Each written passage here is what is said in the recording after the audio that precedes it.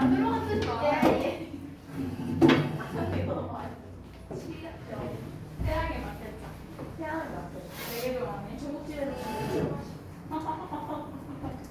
자, 일단은 내신 대비 일단 수업을 하기 전에 앞서서 어떻게 좀 진행을 할 건지 요거를 좀 말씀을 먼저 드려야 될 것 같아요. 일단 지금 현재 이게 우리가 지금 세 학교가 있다 보니까 물론 이제 교과서 출판사는 같지만 이제 진도가 이제 각각 다르잖아. 그래서 일단은 우리 공통된 진도는 좀 같이 나갈 생각이에요. 공통 진도는. 그리고 서로 다른 진도 부분이 있겠죠. 그 다른 부분에 대해서는 별도로 좀 진도를 나갈 예정입니다. 별도로 진도를 어떻게 나갈 거냐면요. 제가 이제 작년에도 이제 그렇게 했었는데 우리 중3 학생들한테 개별 첨삭식으로 그냥 수업을 할 거예요. 개별 첨삭식. 왜냐면은 사실 이제 여기에 계신 대부분의 분들이 리딩 교재를 이제 우리 정규 수업 때 이제 쓰고 있는 거랑 이 교과서랑 비교하면요, 난이도가 그냥 에이 뭐 아무튼 그렇습니다. 니네가 이제 아마 행복할 거예요. 이거 갖다가 이제 이 정도 수준의 여러분이 이제 독해를 보면은요 행복할 거야. 와 이거 완전 껌이구나 이렇게 볼 거예요. 물론 아닐 수도 있겠지만. 그래서 이제 개별 첨삭식으로 해서 보고 이제 저는 질의응답 위주로 이제 받아줄 거고 중간 중간에 이제 제가 미션 주면은 그 미션만 여러분이 좀 잘 수행해 주시고 이제 가는 이제 그런 식으로 이제 수업이 진행될 거다. 일단은 그렇게 할 예정이고요. 그리고 우리가 시험 일정이 아주 다양하죠. 학교들 그냥 죽여버리고 싶어.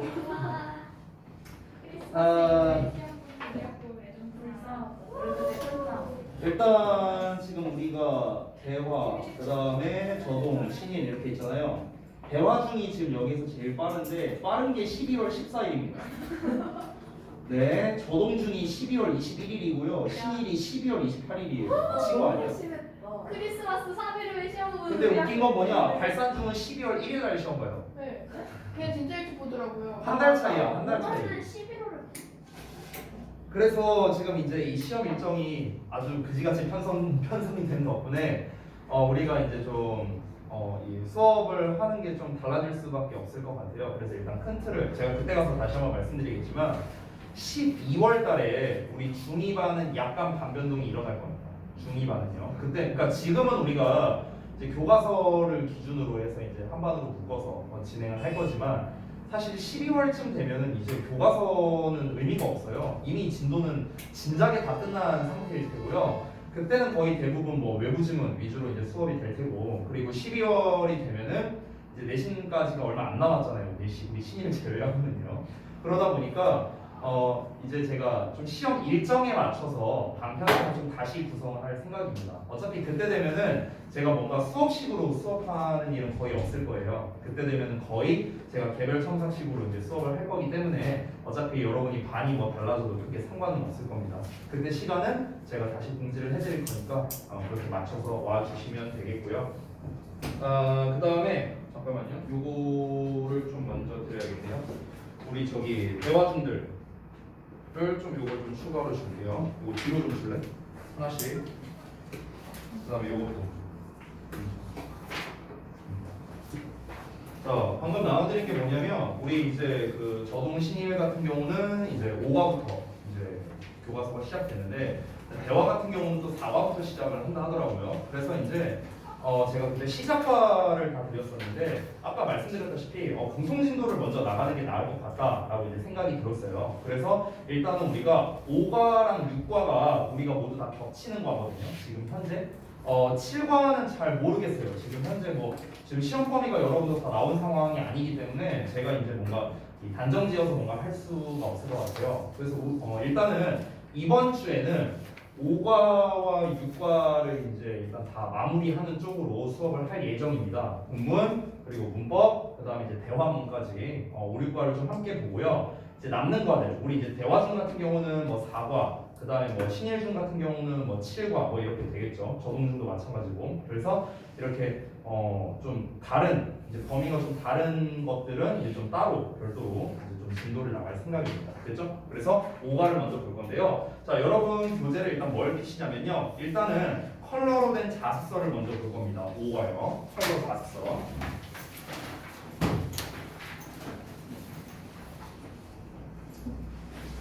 시작하니까 설레네요. 어? 수업하는 거 오랜만이에요. 뭐가 같이 어떻게? 네. 아 내신 대비세요? 뭐 새삼스럽게 뭐 다를 게 있어? 저도 근데 중학교 2학년을 내신 대비하는 건 엄청 오랜만인 것 같아요. 제가 근 2년 동안 중2는 내신 대비를 안 했거든요.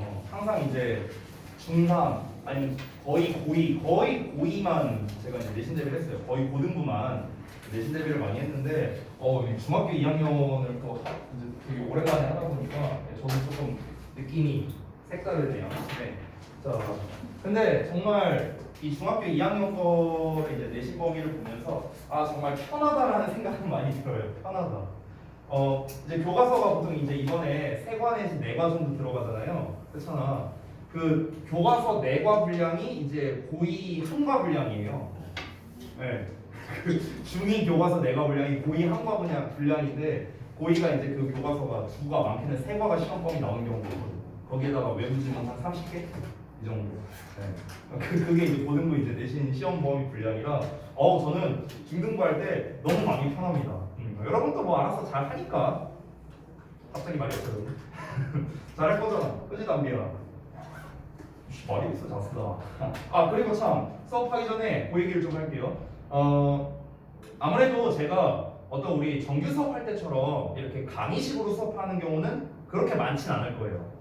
대부분은 제가 개별 첨삭식으로 수업을 많이 할 거기 때문에 정말 중요한 미션이 있습니다. 여러분이 숙제를 하실 때요, 여러분이 하다가 모르는 부분에 대한 체크를 굉장히 잘 해와야 됩니다. 그게 핵심이에요. 이번 내신 대비에서. 알겠죠? 그러니까 뭐 예를 들어서 내가 어떤 뭐 변형 문제를 푼다. 근데 뭐 이게 답이 1번인지 2번인지 헷갈린다. 그러면 체크해 놓고 그걸 저한테 질문을 한다던가. 뭐 아니면은 다른 것도 마찬가지야. 워크북 같은 걸 푸는데 이게 좀 헷갈린다. 그래서 뭐 별표를 표시해 놓고 앞에 뭐 약간 이제 자습서를 좀 참고해서 봤더니 빈칸에 이게 들어가야 되는구나. 그럼 왜 얘가 들어가야 되는 거지? 뭔가 좀 이렇게 좀 상기를 좀 하면서 여러분이 학습을 해야 된다는 거죠. 그러니까 굉장히 스스로 여러분이 어떻게 학습하느냐에 따라 이번 결과가 이제 달라질 거다라는 걸 좀 말씀드리고 싶은 거예요. 근데 이제 또 지난번에 대체적으로 시험들도 다 잘 보셨잖아요, 그죠? 아니야? 잘 보지 않았어요? 혁준이 잘 보지 않았어 지난번에? 아니야? 그래? 아무튼가 그래서 뭐 저는 많은 건 바라지 않고요. 우리 하나, 둘, 셋, 넷, 다섯, 여섯 6명이잖아요. 6명 합쳐서 한 590점만 맞죠? 500점이라 하기에는 너무 깐깐해 보이니까 590점이라면 나를 너무 잘 알아. 나를 너무 잘 알아서 문제야. 깜빡이는데. 그러니까 그러니까 뭐 그 정도면 제가 뭐 만족스러울 것 같아요. 그 정도면 589점은 좀 그렇고요. 590점 정도. 알겠지, 시연? 590점이면 나누게. 자, 90점 이상. 그러고 보니까 이따가 서연이 온다고 들었는데. 전소연. 전소영. 소연이 원선생님 놀러 오는 거라고 하더라고요. 그러니까. 벌써 들었어? 소식이 빠르네. 너왜 나쁜. 나쁜 놈. 진짜 나쁜 놈. 와. 자, 됐고. 진짜 나쁘다. 자, 한번 바로 보겠습니다. 자, 첫 번째 5과 본문 제목 부분부터 볼게요. 일단은 제목을 보시면 뭘 알 수 있냐면 글 전체에 대한 핵심 소재를 당연히 알 수 있겠죠. 제목 부분에 Be smart girl, your smartphone 이렇게 나와 있죠. 너의 스마트폰을 가지고 똑똑해져라. 핸드폰은 스마트폰인데 이제 주인이 안 똑똑하죠. 주인이 안 스마트해요. 네. 저도 마찬가지입니다. 저도 사실은 스마트폰 갖고 쓰는 게 카톡, 문자, 전화, 웹툰? 이 정도? 이 정도인 것 같아요. 자, 웹툰은 봅니다. 자, 내용 보겠습니다. Living with a smartphone. 자, 스마트폰 없이 사는 것 정말 단순한 거지만 좀 체크를 해주자면 동명사가 주어이기 때문에 여기에 단수 취급이 되고 있다는 거를 주의하세요. 앞에 S 붙었지만 이런 거 실수하지 말라고. 자, 스마트폰 없이 사는 것은 is difficult, 어렵답니다. 누구에게 있어서? For many of us, 우리 대다수에게 있어서요. These days, 요즘에는 그렇죠. However, 그러나 unwise or too much use of smartphones. 자, 스마트폰에 대한 너무나 많은 사용 이렇게 되는 거죠. 여기서 unwise는 현명하지 못한이 되겠죠? wise에 on이 붙었으니까. 그러면은 현명하지 못하거나 너무나 많은 스마트폰의 사용, 이 사용이 주어입니다. 그래서 can cause various problems. 그러니까 다양한 문제를 유발할 수 있답니다. 자, 여기에서 어휘를 좀 잠깐 짚고 넘어가자면 우리 정말 많이 나오는 단어 이 cause라는 건데요. 잘 알다시피 cause가 이제 유발하다라는 뜻이잖아요. 유발하다. 자, 그래서 우리가 이제 이걸 비슷한 말로 바꿔 쓰자면은 가장 대표적인 게 lead to라는 표현이 있어요. lead to 뭐뭐를 유발하다, 뭐뭐로 이끌다, 뭐 이런 식으로 말할 수 있겠죠. 그 다음에 또 비슷한 게 result in이라는 표현도 있습니다. result in 어떠어떠한 결과를 낳다. 그래서 뭐뭐를 유발하다, 뭐 이런 식으로도 말을 할 수 있습니다. 보통 이렇게 어휘 갖고 장난치는 학교가 대화중이에요. 대화중이 보통 이렇게 어휘 바꿔서 시험 내는 거 좋아하니까 잘 알아두시면 좋겠습니다. 자, 그러면 우리가 딱 두 문장 읽었는데 요즘에는 스마트폰 없이 사는 게 힘들지만 스마트폰을 좀 현명하지 못하게 사용한다거나 아니면 너무 많이 사용하거나 이러면은 이제 좀 문제가 될 수 있다라고 지금 여기서 말했잖아. 그럼 뒷내용은 뭐가 나올 것 같아? 뭐가 나올 것 같아? 문제를 유발할 수 있다라고 했잖아요. 그러니까 방금 뭐 이제 성은이가 말한 그럼 어떻게 사용을 해야 되느냐라는 사용법에 대해서 얘기할 수도 있겠죠. 아니면은 어떤 문제들을 유발하는데 어떤 문제점에 대해서 얘기를 할 수도 있겠죠. 됐어요? 이거를 생각하고 글을 읽어보자고요. 자, 이어서 한번 보겠습니다. 보시면 소제목이 나와 있는데 항상 이렇게 소제목 부분은 여러분이 잘 기억해 두시면 좋겠습니다. 자, are you a small bee? 당신은 small bee입니까? 라고 나왔는데 small bee가 뭘까? 한번 같이 볼게요. all over the world 전 세계적으로 사람들은 걸어다니고 있대요. 좀비처럼. 좀비처럼 걸어다닌다는 게 뭐야? 좀비가 이러고 걷잖아. 그러니까 마치 어떻게 걷는 거야? 핸드폰 보면서 이렇게 다닌다는 거겠죠. 그걸 아마 얘기하는 거지 않을까? Their heads are down. 자, 그들의 뚝배기가 내려가 있고요. And their eyes. 그들의 눈가리가 are on their smartphones. 그들의 스마트폰에 있답니다. 눈이 이제 스마트폰을 향하고 있다는 거죠. 이렇게 하고 있다는 거야. 이렇게. 예, 저도 그런 거 같습니다. 자, 그래서 we call such people smartphone zombies라고 나와 있죠. 자, 여기서 오형식 구조로 나와 있다는 거 좀 잘 봐주시면 좋을 것 같아요. 그래서 우리는 부른다 그러한 사람들을 스몬비라고. 됐어요? 이 스몬비가 뭐냐면 스마트폰 좀비를 이제 스몬비라고 이렇게 줄여서 말하나 봐요. 자, if you are a small bee, 당신이 만약에 small bee라면 you can have various safety problems. 당신은 다양한 안전 문제를 가질 수도 있답니다. 근데 저는 갑자기 생각난 건데 조금만 얘기할게요. 저 옛날에 대학교 1학년 때였는데 그때는 이제 스마트폰이 없었거든요. 근데 그때 좀 이제 그런 일이 있었어요. 제가 다니던 학교에 기찻길이 있었어요. 중간에 지하철역 가는 길에. 근데 거기에서 이제 기차가 오면 땡땡땡땡 막 이렇게 소리 나면서 이렇게 막거든요. 근데 어떤 한 친구가 당시에 이제 스마트폰이 아니라 그 여러분 혹시 아시는지 모르겠는데 PMP라고 알아요? PMP? 들어봤어요. 이거 들어봤어. 보지 못했는데 들어봤어요. PMP라고 있는데 이렇게 직사각형으로 생긴 게 있어요. 그래서 거기에서 이제 막 드라마 같은 거, 막 DMB 같은 거 보고 뭐 이제 하는 건데요. 그때 당시에 한 학생이 우리 학교 학생이었는데 우리 대학교 이 친구가 이 DMB 뭐 이렇게 영화 같은 걸 이렇게 보면서 가고 있어요. PMP를 이렇게 꽂고. 근데 이제 여러분도 이제 알겠지만 이러면서 만약에 핸드폰 하면서 이렇게 걸어가면은 만약 뭐 장애물이 있어. 그럼 이제 우리가 주변 시야가 있으니까 이렇게 피해가잖아. 우리가 근데 이것만 보면서 이렇게 피해가잖아. 이 친구도 그렇게 한 거야. 근데 귀에 꽂고 이제 되게 크게 듣고 있었잖아. 얘는 몰랐던 거야. 기차가 오는 거. 나 그때 내가 라이브로 봤거든요. 저 되게 지금도 생각나는데 충격받았어요. 뭐였냐면은 막혀 있잖아. 이 사람 얘가 이렇게 피해서 간 거야. 그래서 치려갖고 120m까지나 날아갔어. 뉴스에도 나왔어. 근데 그 내 눈앞에서 봤거든요. 되게 충격이었어요. 충격. 네. 그러니까 그런 일이 실제로 있었어요. 그때 그날 바로 그 9시 뉴스에 나왔었거든요. 그날 밤에. 그래서 이제 막 그때 막 난리 났었는데 아무튼간 그런 것처럼 이런 안전 문제를 겪을 수 있다는 거 굉장히 위험하죠. 조심하셔야 돼요, 여러분들도. 자, 이어서 보겠습니다. 자, 보시면 자, 담비 앞에 담비 씨 앞에 보세요. 앞에. 자, 보자. You may not see. 너는 보지 못할 수도 있답니다. A hole in the street. 그러니까 거리에 있는 어떤 구멍 이런 거를 보지 못할 수도 있어요. 그래서 You may fall. 너는 넘어질 수도 있고요. 그리고 get hurt. 자 여기서 다칠지도 모른다 이렇게 돼 있는데요. 여기서의 get은 얻다가 아니라 뭐뭐해지다라고 해서 뭐라거든? 대신 뭐뭐해지다고 hurt가 이제 다친이라는 뜻이야. 그래서 다쳐지다야. 직역을 하자면 다쳐지다. 그래서 이게 약간 부드럽게 해석이 돼서 다칠지도 모른다. 이렇게 해석이 된 겁니다. You may get into a car accident too. 당신은 또한 get into. 자, get into는 원래는 어떤 상황으로 들어가다라는 뜻이거든. 원래는. 그 직역을 하면 자동차 사고 상황으로 들어갈 수 있다라는 거지. 그럼 이게 무슨 말이야? 너가 자동차 사고를 당할 수도 있다. 이렇게 해석하면 되겠지. 됐어요?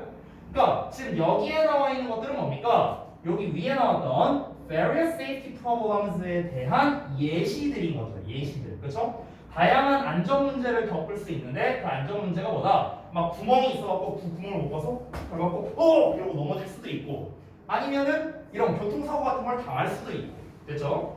자, so 그래서 what can you do? 당신은 무엇을 할 수 있을까? 투부정사 하기 위해서 prevent these problems 이러한 문제를 예방하기 위해서 당신은 뭘 할 수 있을까요? It's simple. 그건 간단합니다.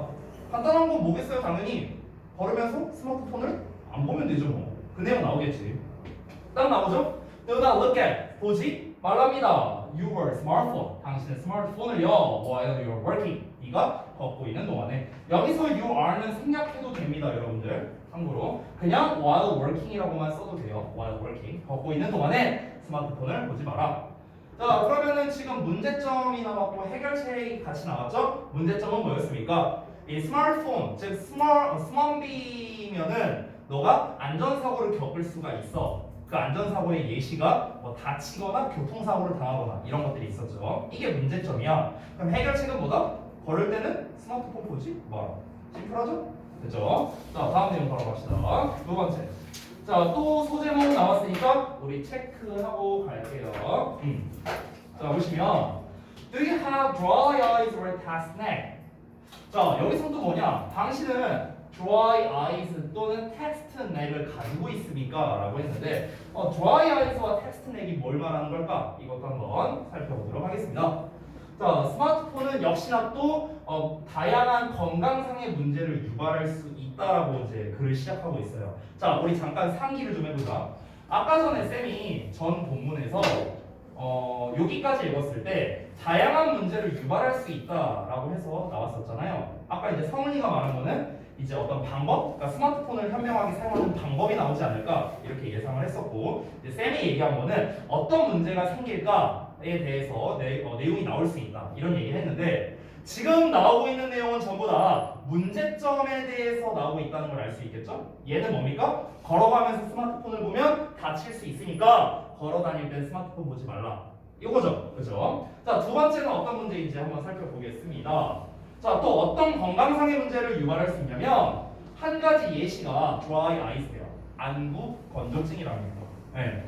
참 이게 좀 많이 찔리는 게 저는 다 포함되는 것 같아요. 여러분 본인이 스마트폰 중독자인지 아닌지 테스트하는 방법이 있거든요. 그 막 인터넷에는 막 그런 거 있잖아요. 무슨 뭐 눈 가리고 이렇게 써라. 이게 아니에요. 이거 아니야. 이거 말고요. 진짜 진정으로 내가 스마트폰 중독자인지 알 수 있는 방법이 있어요. 뭔지 알아요? 뭐냐면은 이건 좀 약간 기술적인 건데 자기 스마트폰을 봤을 때요. 그 이제 우리가 요즘에는 스마트폰이 이렇게 있으면 이제 제가 아이폰을 잘 몰라요. 죄송해요. 저는 이제 갤럭시 팔아서 그 갤럭시를 보면은 여기 이렇게 뒤로 가기 버튼이 있잖아. 그치? 이게 이제 근데 이게 잔상 같은 게 남아 있거든요. 보면은요. 여기 이제 이 홈 버튼이 이렇게 있고요. 여기 막 이런 버튼이 있잖아요. 그죠? 갤럭시 폰을 쓰면은. 근데 이게 뭐 기종마다 좀 차이는 있는데 이 우리가 키패드를 쓰면은 문자나 카톡을 할 때 키패드가 이렇게 넘버패드가 뜨잖아요. 이렇게 숫자가 이렇게 이런 식으로 이게 내가 키패드를 안 띄웠는데 이게 잔상이 남아 있어요. 그러면 중독자예요. 저 잔상이 남아 있어요. 확인들 한번 해보세요. 나중에. 왜 그러냐면요. 저 잔상이 남아 있다는 건요. 그냥 겁나 많이 써서 그런 거예요. 근데 제 핸드폰에 아주 선명하게 잔상이 남아 있어서요. 그래갖고 와이프한테 많이 혼났습니다. 그만 좀 하라고 핸드폰. 무슨 엄마한테 혼나는 것도 아니고. 네 아무튼 네, 그렇습니다. 자 한번 볼게요 다시. 자 when you look at your smartphone, 너가 너의 스마트폰을 볼 때는 You do not blink often. 아, 너가 자주 깜빡이지 않는데요. 눈을 깜빡거리지 않는다는 거죠. 그러니까 이제 안구 건조증이 온다는 거겠고. Then 그러면 your eyes will feel dry. 당신의 눈이 건조하게 느껴질 거랍니다. 너무나 당연한 말이죠. 자, 또 하나의 문제가 있대요. 이게 첫 번째였고요. 안구 건조증이. Another problem. 자, 또 다른 문제인데 that you can't have. 자, 여기서의 that은 목적격이라고 쓰여 있죠. 관계 대명사입니다. 관계 대명사. 자, 그렇기 때문에 뒤에 have에 대한 목적어가 없는 상황이 되는 거죠. 너가 가질 수도 있는 또 다른 문제 이렇게 하면 되겠죠. 너가 가질 수 있는 또 다른 문제가 is neck pain이랍니다. neck pain. 그래서 목 통증이래요.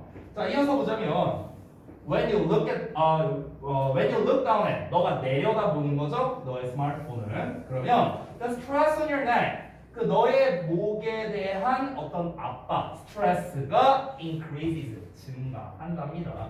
이렇게 보니까 스마트폰을 아무래도 이제 목이 아플 수밖에 없겠죠.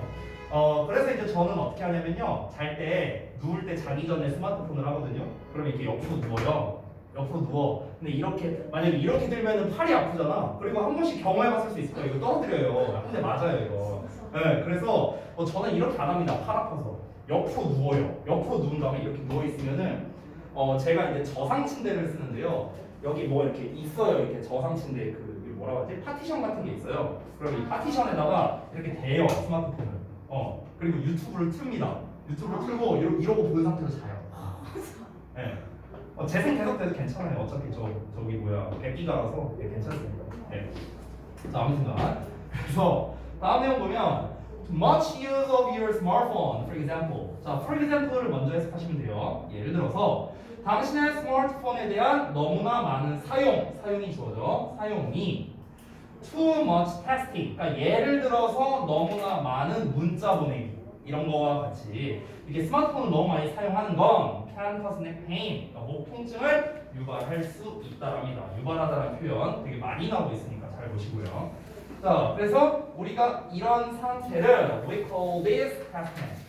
주어 동사 목적격보 나와 있죠? 우리는 이것을 텍스트넥이라고 부른다. 그러니까 텍스트 목이라고 부르는데 이게 이제 흔히 말하는 그 우리 거북목 있잖아요. 그 거북목을 이제 텍스트넥이라고 하는 거예요. 이러고 있는 거예요. 이러고. 네. 근데 저도 거북목이 좀 심하다고 그렇게 얘기를 하더라고요. 자, 아무튼 이어서 here's some tips. 자, 여기까지는 문제점이죠? 그럼 이제 뭐가 나와야 돼? 해결책이 나와야죠. 해결책. 아까 위에서도 어땠어요? 문제점을 말하고 이렇게 해결해라 이렇게 나왔죠. 얘도 마찬가지입니다. 문제점 나오고 해결책. 근데 사실 여러분 우리 잘 생각해보면 근본적인 해결책이 있잖아요. 핸드폰을 안 쓰면 되잖아. 그지? 근데 아무래도 그건 불가능하겠죠. 그죠? 자, here's some tips. 여기에 몇 가지 팁이 있는데요. 어떤 팁이냐? For these problems. 이런 문제들에 대한 몇 가지 팁이 있답니다. 자, for dry eyes. 안구 건조증에 대해서는요. Try to blink often. 눈을 자주 깜빡이려고 노력하래요.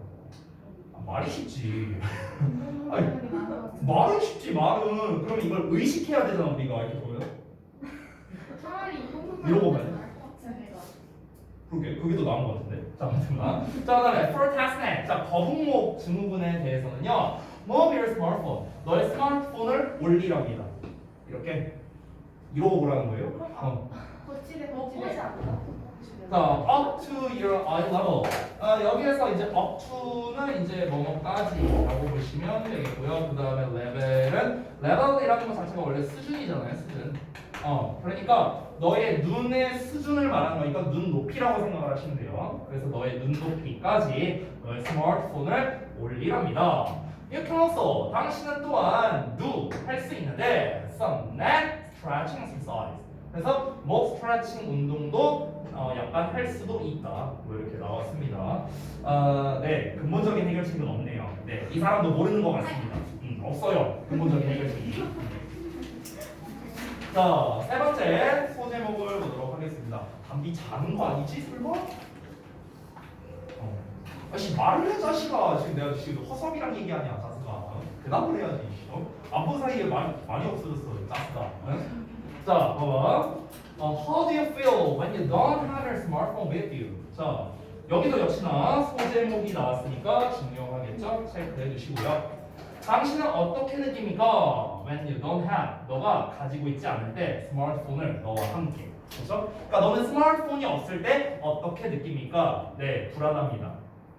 아니 제가 그렇다고요. 네. 저런 뭘 저러니? 뭐가 저러니야? 동장 응.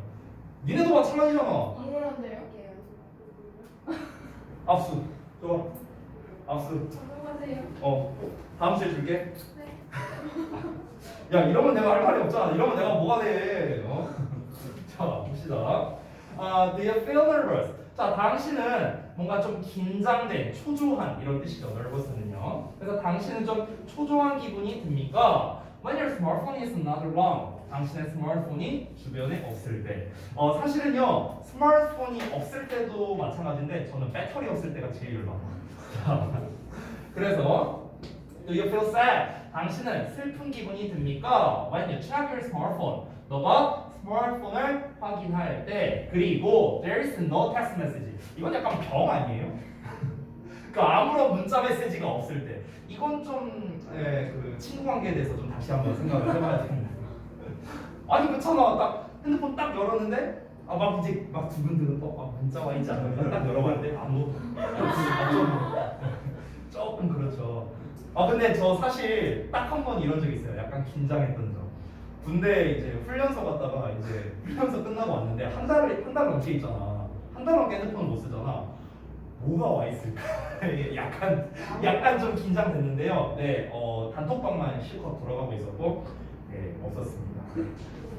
제가 친구 관계를 좀 잘못 넘어갈게요. 자, 그래서 if your answers are yes, 만약 당신의 대답이 yes라면, 네, 완전 yes예요 저는. You may have smartphone addiction. 좀 너무한데. 당신은 스마트폰 중독일 수도 있답니다. 네, 인정할게요. 네, 저 중독 맞습니다. 네, 넘어가죠. 저는 치이셔. 지문이 날 갈구네. 지문이 날 갈고. 네. 대단한 질문인데. 예, 근데 사실이라 할 말이 없어요. 사실이에요. 예.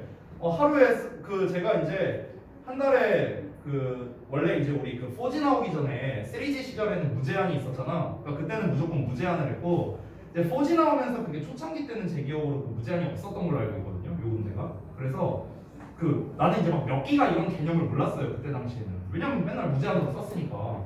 그래서 한 10기가면 되지 않나 해서 10기가 했는데 이틀 만에 다 썼어요. 왜? 말도 안 돼. 아니 뭐 다운받고 뭐 영상 몇 개 보니까 끝났더라고. 진짜 중독. 그래갖고 뭐야 해갖고 그래서 이제 제가 이제 무제한으로 했는데 이제 제가 지금은 잘 모르겠는데 무제한 요금제도 뭐 없었나 아무튼 잘 모르겠어요. 4G가. 그래서 한 100기가면 되겠지 해갖고 이제 100기가로 바꿨거든요. 그러니까 이제 좀 이제 나쁘지 않게 쓰더라고요. 네. 이렇게요. 제일 많이 썼을 때가 110기가인가 써봤던 것 같아요. 왜? 한 달 동안.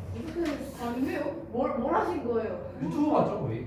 아까 말했잖아 그냥 그냥 유튜브를 그냥 하루 종일 틀어놓는 지금도 거야. 돌리고 계신 거 아니에요? 아니 지금은 촬영하고 있어요. 네. 아. 네. 그러니까 그냥 이 상태에서 그냥 잘 때 유튜브 틀고 이러고 자. 그냥 영상만 보는 거야. 소리는 안 듣고 애기 자니까. 그냥 이러고 그냥 자.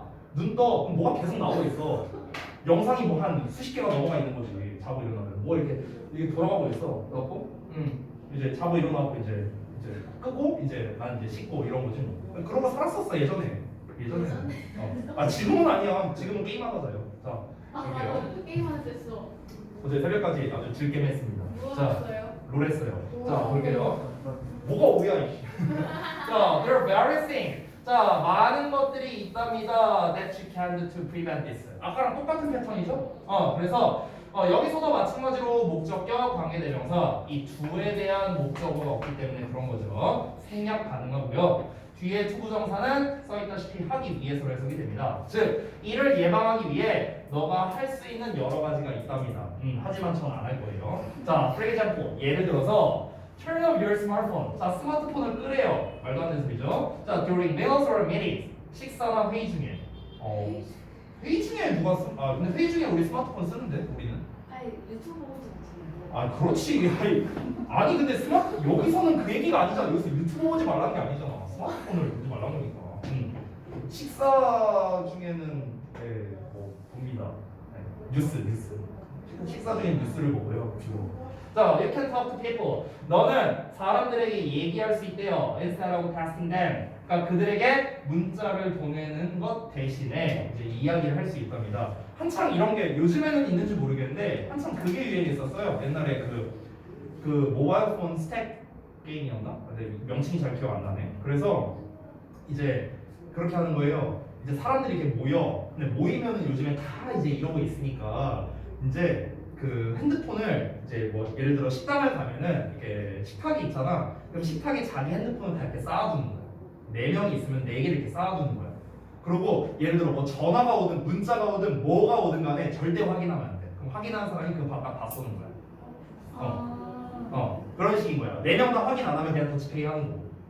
그러니까 이런 식이야. 이런 식. 근데 막 전화가 왔어. 너무 막 궁금해. 받고 싶어 미치겠어. 그럼 받으면 돼. 그리고 걔가 돈 내면 되는 거야. 이런 게임이 있었어요. 이런 게. 요새도 있는지 모르겠네. 한 몇 년 전에 좀 유행했었는데 이 스마트폰 때문에 사람들이 이제 하도 대화를 안 한다 그래갖고. 아 뭐야? 질문 끝났어요? 네. 어우 짧네요. 짧고 좋네. 중위 거는 짧고 좋네요. 자 그러면은 글의 패턴을 한번 보도록 하겠습니다. 패턴은 아주 단순해요.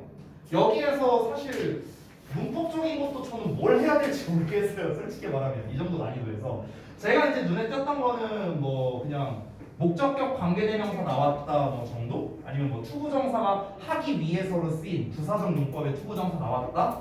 뭐 요 정도? 아니면 우리 글의 초반부에 나왔던 스위치 이런 거 있었죠? 그 정도. 요 정도가 이제 조금 눈에 띄는 문법 사항이고요. 내용적인 거는 결국에는 우리 소제목에 제목에 나와 있었던 것처럼 스마트폰을 가지고 똑똑해져라 라고 했으니까 현명하게 스마트폰을 사용해라 라는 거겠죠. 결국에는 현명하게 스마트폰을 사용해라. 그래서 이 어떤 문제점을 이제 제시를 하고요. 그러고 난 다음에 얘가 이제 해결책으로 이어지는 그러니까 이런 패턴으로서 글이 이어지고 있다. 여러분이 이 글을 좀 정리를 할 때 이렇게 하시면 좋겠습니다. 제가 이제 숙제로 내줄 건데 어떻게 하시면 되냐면 본문이 1, 2, 3이 나와 있었잖아요. 아까 본문 1에서는 보시면은 스마트에 대한 얘기, 스마트 좀비에 대한 얘기, 그리고 두 번째로는 이제 dry eyes와 테스트넥에 대해서 얘기를 했고요. 그 다음에 세 번째로는 이제 어떤 식으로 느끼느냐, 스마트폰 중독에 대해서 얘기를 했습니다. 자, 전부 다 세 가지의 문제점이 나왔고요. 그래서 이 각각에 대한 해결책을 전부 다 제시를 했습니다. 그렇죠? 그러면은 여러분은 이거를 번호를 나눠서 1번 문제점, 스마트 좀비가 되지 말아라, 어쩌고저쩌고 이렇게 되면은 어떤 문제가 생길 수 있다. 두 번째, 이렇게 하면은 거북목이 오거나 안구 건조증이 올 수 있다. 두 번째 문제점. 세 번째, 이렇게 저렇게 하면은 너가 불안 증세를 느낀다면 너 스마트폰 중독이다. 이런 게 이제 문제점이겠죠. 이거를 각각 이딴 식으로 해결을 해라 라는 해결책들이 나와 있었으니까 글 전체 내용을 정리한다 했을 때는 요것만 하시면 할 게 없습니다. 요것만 하시면 알겠죠? 그러니까 요것만 여러분이 한번 직접 해보시면 좋을 것 같습니다. 그렇죠? 그 다음에 이제 그 5가 문법사항을 좀 볼 건데 작서를 잠깐 집어 넣으시고요. 아까 우리 제가 전에 나눠드렸던 5가 통합본을 한번 좀 보도록 하겠습니다. 5가 통합본. 자, 통합본에 이제 어디를 푸시냐면요. 그래머 파트를 볼 건데, 잠시만요. 그래머 파트가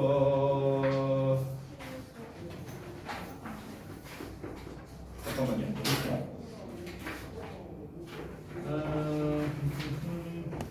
랭귀지 앤 유즈를 봐야겠네요. 18쪽입니다. 18쪽.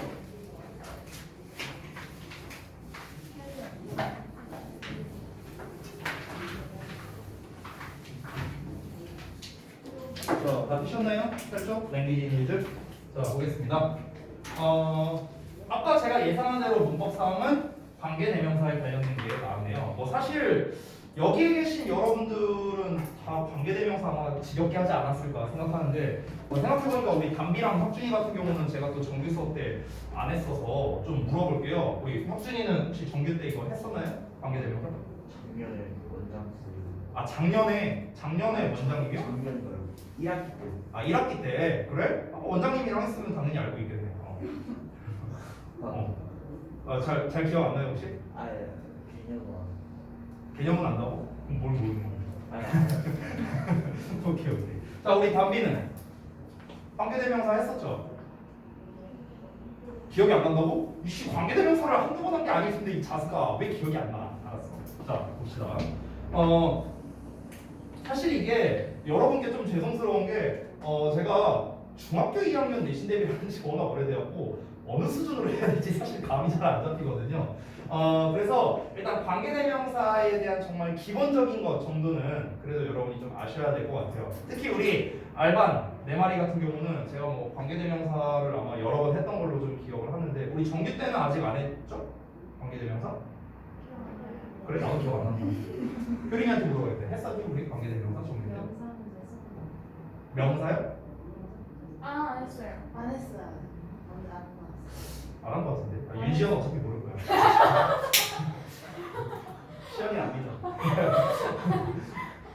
일단 알겠습니다. 상처받겠어요. 그러면은 좀 설명을 드려야겠네요. 여기 있는 것들이 전부 다 목적격 관계대명사만 지금 나와 있는 건데 보통 중등부 교과서가 이래요. 중등부 교과서가 다 이런 식으로 어떤 뭐 관계대명사는 관계대명사 이렇게 전체 틀로 나오는 게 아니라 뭐 주격 관계대명사, 뭐 관계대명사의 계속적 용법 그냥 요 정도에서 그냥 끝나버려요. 나오는 게. 근데 웃긴 건 뭐냐? 시험엔 다 나와. 시험에는 다 나와요. 그렇기 때문에 여러분께 이 이제 관계대명사에 대한 설명 그리고 이제 시험 유형에 대해서 간략하게 말씀을 드릴게요. 일단은 어느 학교든 간에 거의 99% 확률로 나오는 문제 유형이 있습니다. 바로 뭐냐면 어법 어색한 거를 골라라 라는 문제인데요.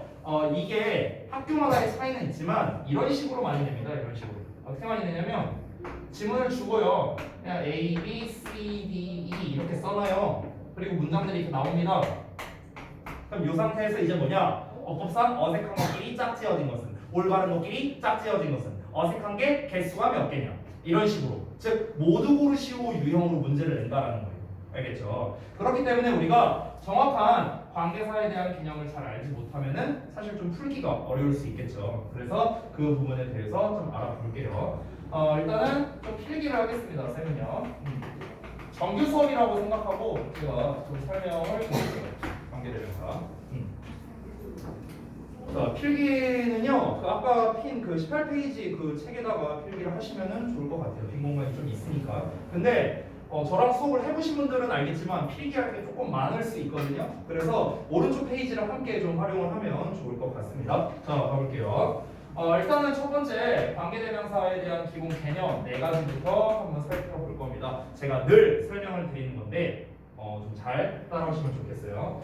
자, 일단은 관계대명사라는 이 명칭을 보면은 관계라는 말이 있고 대명사라는 말이 있죠.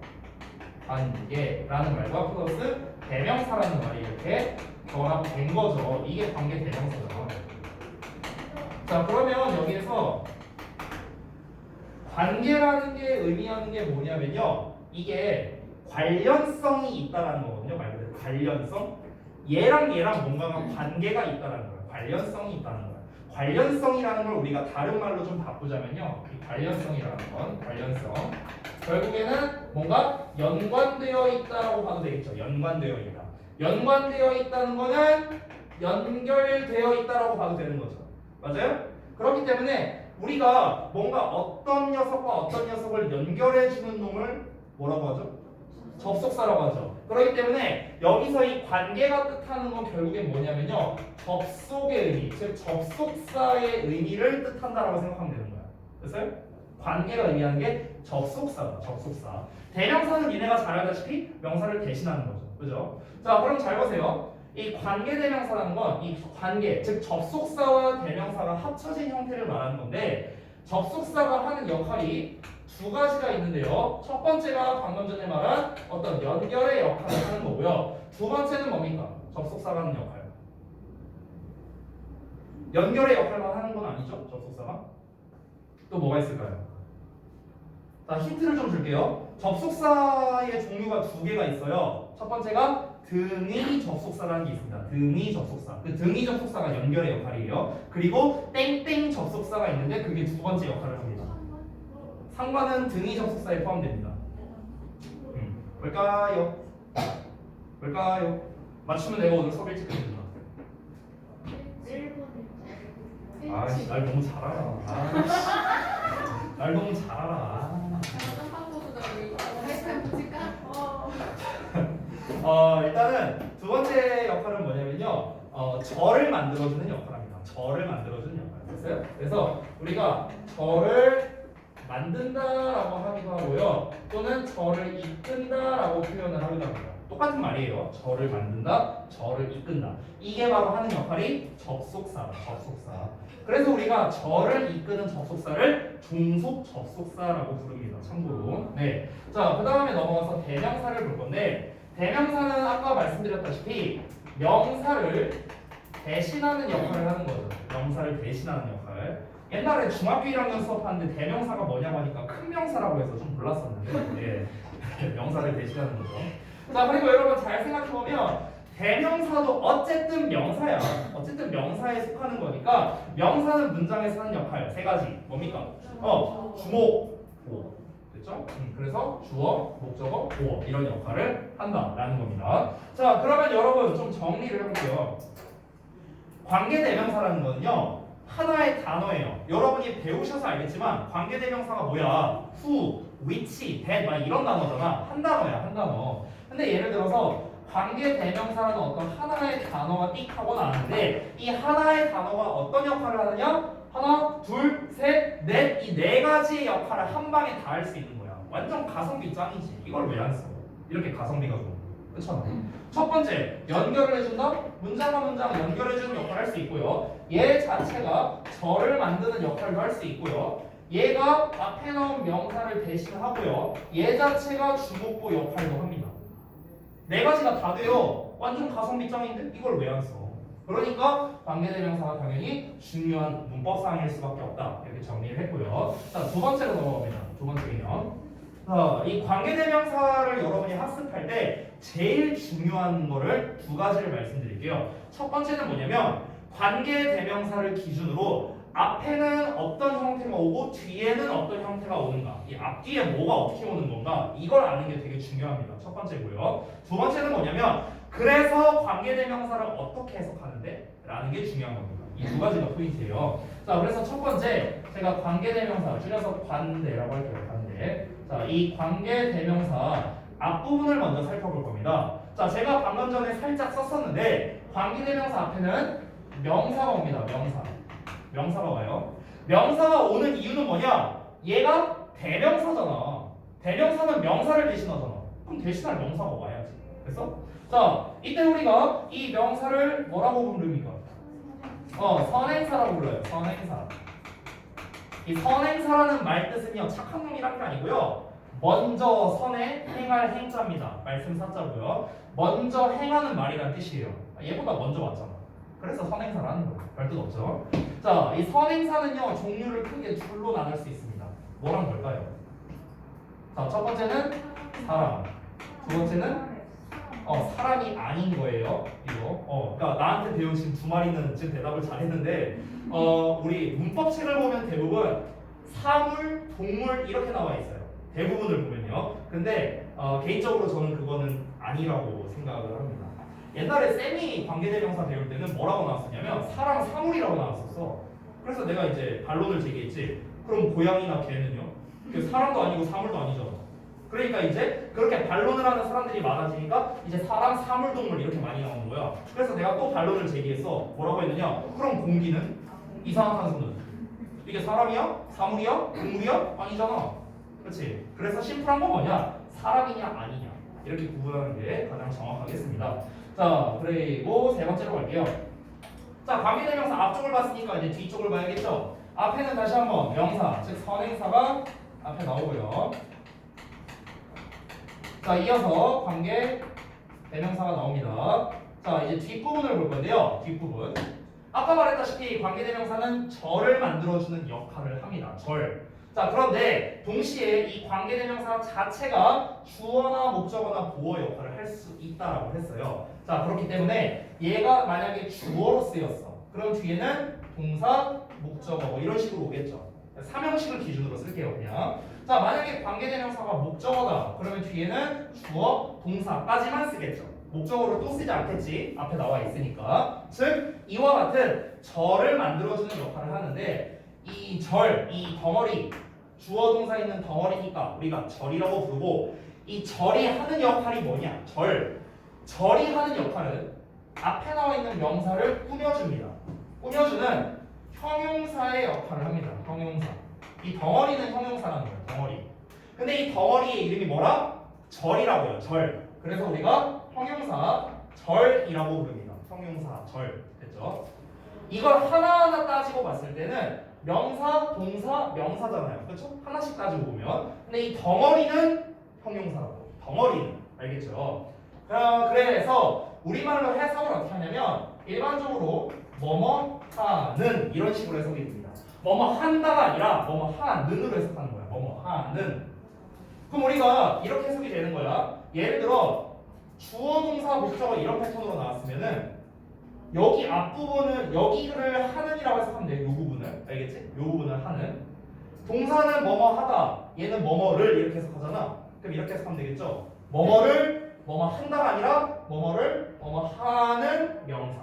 됐어? 이렇게 하면 되는 거야. 뭐뭐가 뭐뭐 하는 명사. 됐죠? 뭐뭐를 뭐뭐 하는 명사. 뭐뭐가 뭐뭐 하는 명사. 됐어? 이렇게 해석을 하시면 된다. 자, 그리고 우리가 마지막으로 이 3번 개념이 사실 되게 중요한데요.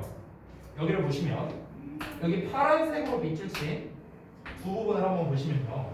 지금 쌤이 삼형식을 기준으로 쓴다 했는데 위에 있는 녀석은 지금 현재 뭐가 없어요? 주어가 없죠. 밑줄 친 부분에서. 아래에서는 뭐가 없어요? 목적어가 없죠. 그렇죠? 그래서 이처럼 주어나 목적어가 빠져있는 형태의 문장이 온다는 거예요. 관계대명사 뒤에는요. 뒤에는. 왜 빠져있는 형태가 옵니까? 다시 한번. 이게 왜가 중요하거든요, 여러분.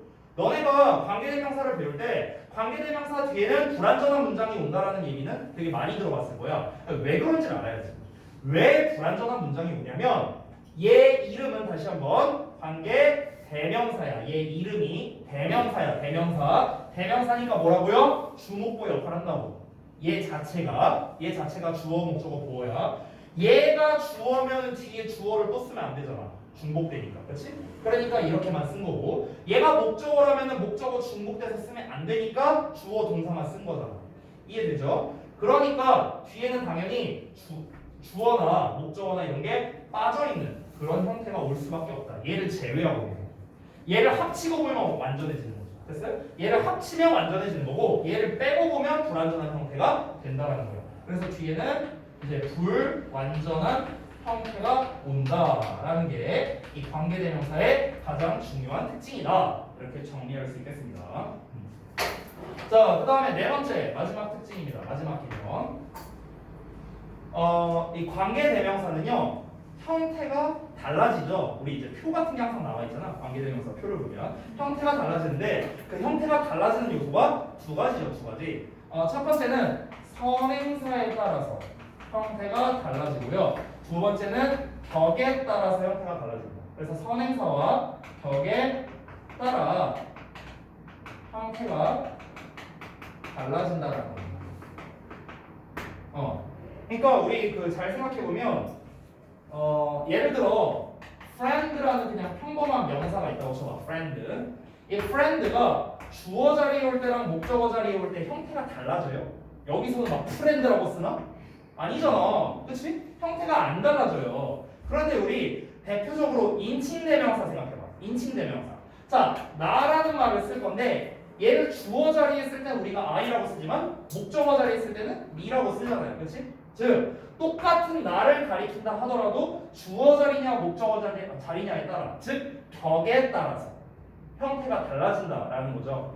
마찬가지입니다. 관계대명사도 얘가 주어로 쓰이냐 목적어로 쓰이냐에 따라서 형태가 달라진다. 이걸 이제 말하고 싶은 거예요. 되셨죠? 그래서 이게 일반적으로 이제 문법책에 나와 있는 건데 한번 정리를 해서 표로 한번 작성을 해보면 일단 선행사에 따라 형태가 달라진다 했고 그리고 격에 따라서 형태가 달라진다 했으니까 이걸 한번 알아보시죠.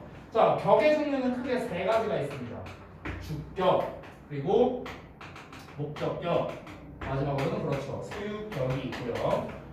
자, 두 번째 선행사는 두 종류였죠. 선행사가 사람이냐 사람이 아니냐 이렇게 나눌 수 있고요. 하나 더 쓰자면요. 상관없는 녀석도 있습니다. 상관없는 놈. 그러니까 사람이든 아니든 상관없는 녀석.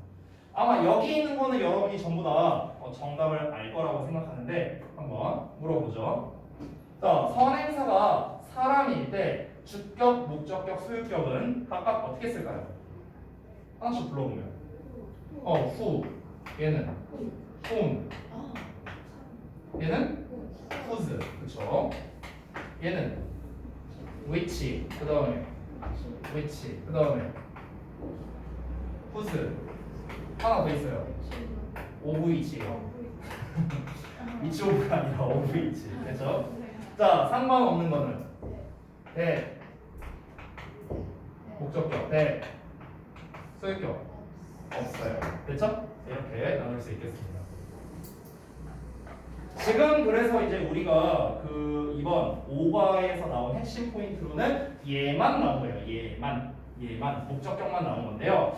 사실 이제 이 관계대명사의 기본 설명은 지금까지 다 드렸는데 이제 얘를 가지고 뭘 어떻게 시험을 내는 건가? 그 이번에 혹시 여러분 그 정보를 저한테 좀 알려주시면 좋을 텐데 지금 학교에 따라서 어떤 학교는 저기 뭐냐 그 서술형이 안 들어가는 학교가 있다고 하더라고요. 혹시 본인 학교가 그런 데 있으세요? 시험 근데 우리 딱 들어가서 그래요? 주단위가 높게 나오는 저희 학교는 7과도 나왔는데요? 시험 범위가 아직 확실하진 않은데 7과도 나오고 있고. 그럼 나오겠지. 진도를 나오고 있으면 나오겠지 뭐. 일단은 알겠습니다. 뭐 일단 이거는 뭐 어떻게 뭐 알 수 있는 게 아니니까 뭐 어찌됐든간 이게 이제 우리가 문법을 가지고 시험을 낼 때 객관식 유형이 있고 서술형 유형이 따로 있거든요. 그래서 일단은 그럼 저는 두 가지를 다 설명을 해드릴게요. 그러면 조금만 쉬었다가 이어서 좀 설명을 드리겠습니다. 깜짝이야. 나도 깜짝이야.